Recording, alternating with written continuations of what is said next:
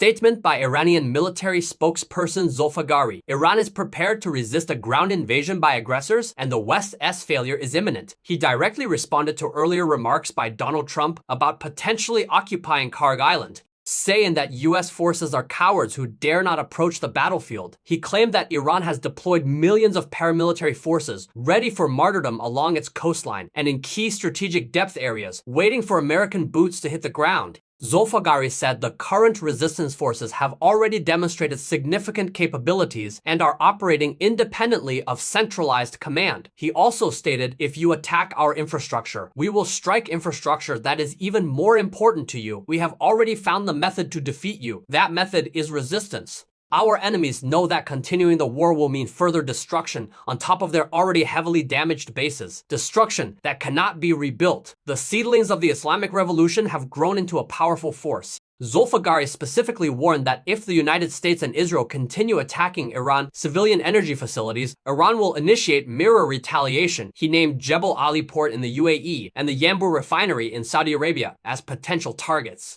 He emphasized that Iran's use of multiple warhead missiles is intended to cause structural collapse, and that damage inflicted on enemy bases would result in long-term paralysis. Unlike conventional damage that can be quickly repaired, Iran has relocated a large number of missile launchers and command nodes into deeply buried reinforced underground facilities. He stated that Iran's goal is not to defeat us forces in direct battlefield confrontation, but to continuously raise the cost of war for the United States through sustained low-intensity attacks and blockade of strategic straits. Until domestic political instability emerges in the US, he also hinted that Iran's long-range missile technology has matured, now capable of striking targets up to 4,000 kilometers away. Zolfagari explicitly stated that if the UAE allows its territory to be used as a launching ground for attacks against Iran, Iran will directly target Ras al-Khaimah in retaliation. Iran claims to possess intelligence, indicating that US and Israeli forces are using regional logistics facilities to prepare operations targeting Iran's southern islands. Meanwhile,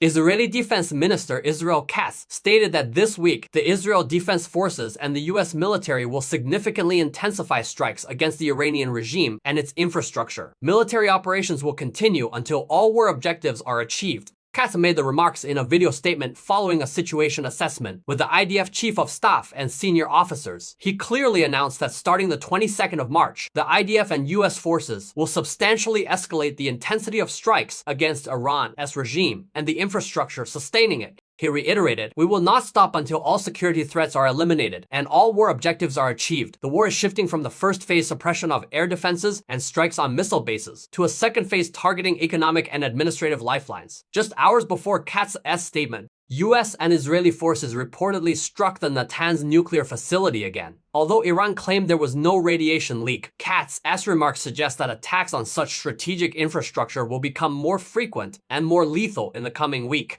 In addition to nuclear facilities, Iran's power plants, refineries, and administrative command centers are expected to face unprecedented saturation strikes.